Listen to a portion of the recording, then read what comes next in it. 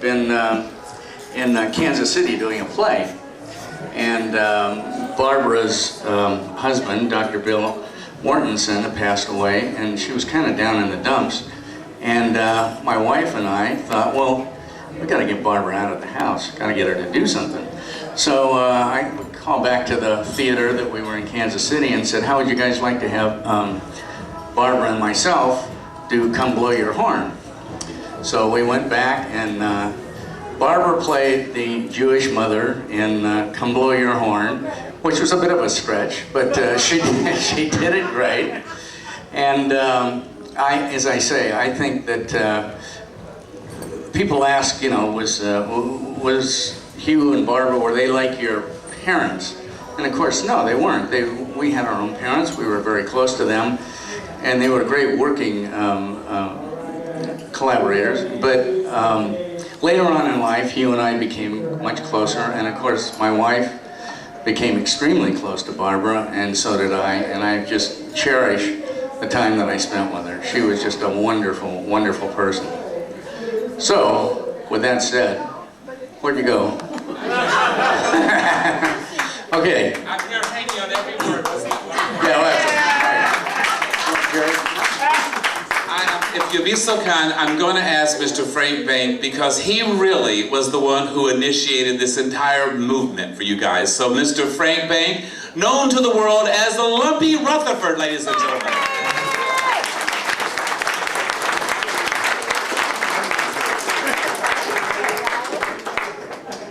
I'll make it short. I'm thinking of you now. Well, as unaccustomed as I am to public speaking, all kidding aside, we have been the most lucky cast in the history of television. I mean, I got to play with Richard Deacon, who was my father, and one of the great, great character actors. Hugh Beaumont was terrific, but of all the adult figures, the one that stood out the most, it wasn't even close. It was Barbara. We had a penchant for getting in trouble. No. Yeah, for some reason, every time you turned around, there was a guard escorting one of us back to the set. And it was always the same threat. Do we have to call Mr. Conley? Do we have to call Mr. Mosier? Oh, well, but whatever. Barbara was, and is, one of the most steering influences in my life. I had incredible parents. They never pushed me. They taught me, I thought, pretty good values. And then I got to go to work. And what do I run into? The values of Hugh and Barbara.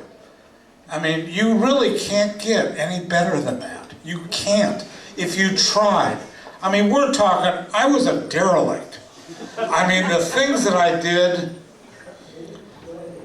skirted the law, but really had a great time.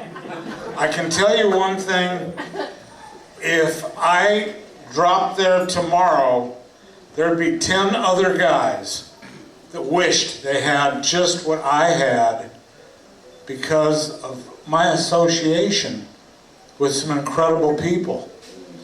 And some people don't even have one family. I've been blessed with 3 families. Of course, one of them are the guys I went to high school with, my club, which have been together for 55 years, and we still see each other every month. But my other family is sitting right in front of you. And then we argue a little bit. We're always on each other, but they're my brothers. Win, lose, or draw, you know, it's pretty good. how many times do you have to listen to Tony win the Springfield game? It's pretty tough. But, you know, I mean, it's been a wonderful experience, and we were very honored getting the Golden Halo Award. When you look at it and it says Lifetime Achievement, you know you got 3 feet in and 1 on a banana peel. So we're starting to realize that. But we've been hearing from other folks that are really recognizing our show for what it's been. I mean, at the time when the country started falling apart, the President of the United States was planning on making Leave It to Beaver America's show. Of course, they voted the son of a bitch out of office, but it didn't really matter.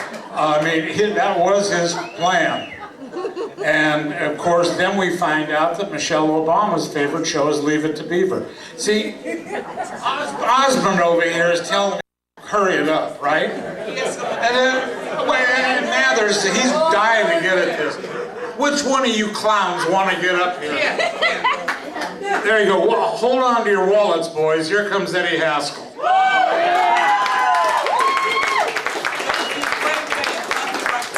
Well, I was going to speak, but all time's gone now. Frank, you're long-winded. One of the most common questions I get is, what were Barbara and Hugh like off the set? And my standard response is, what you saw on TV is what you got. Hugh was upstanding, squared away, had his stuff together, but don't mess with him. And Barbara, I could sum Barbara up in one word: gracious. I never saw her when she wasn't being gracious. I love Barbara dearly.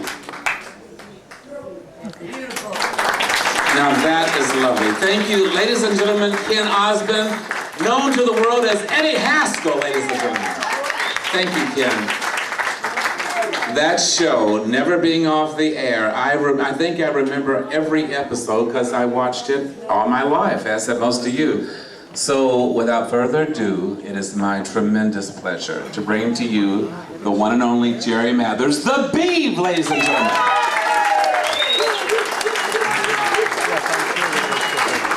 Mr. Jerry Mathers, thank you.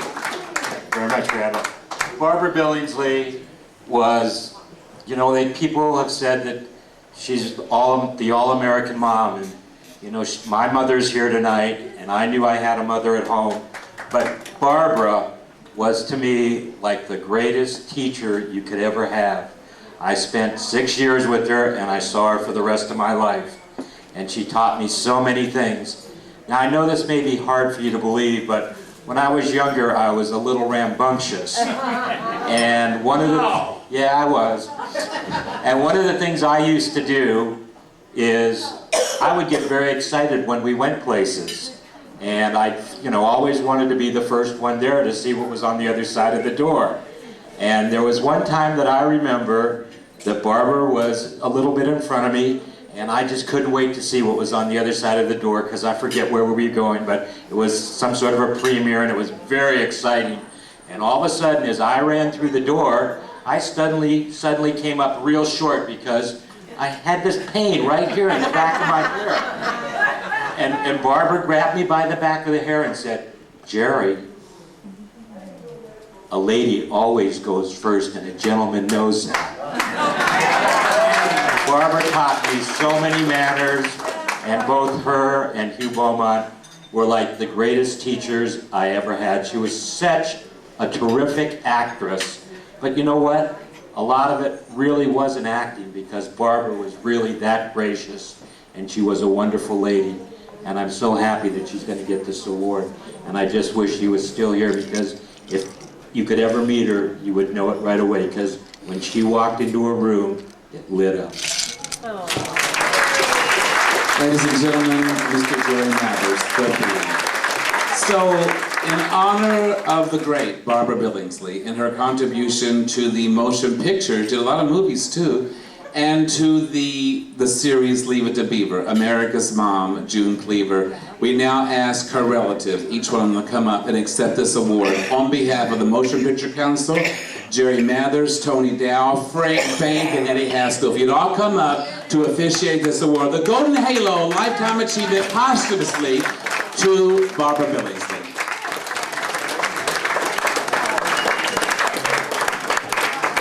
It's my pleasure to present this to you on behalf of these wonderful cast members and the Motion Picture Council. Congratulations, boys. And we will always, always live in each other's hearts, but especially America's Mom, Barbara Billingsley, June Cleaver. Thank you. Now, I know they're going to want a picture, so if you all could get the picture. And while they're doing that, did you guys want to stand over here and do that?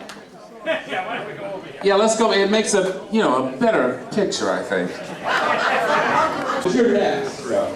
What are you going to give us, Margaret? 1, 2. That's right. Yes, and I'll tell that story about Big Bear if you don't, so. Hey Frank, I thought I was going to run out of videotape when you were talking. What was his name again, Margaret?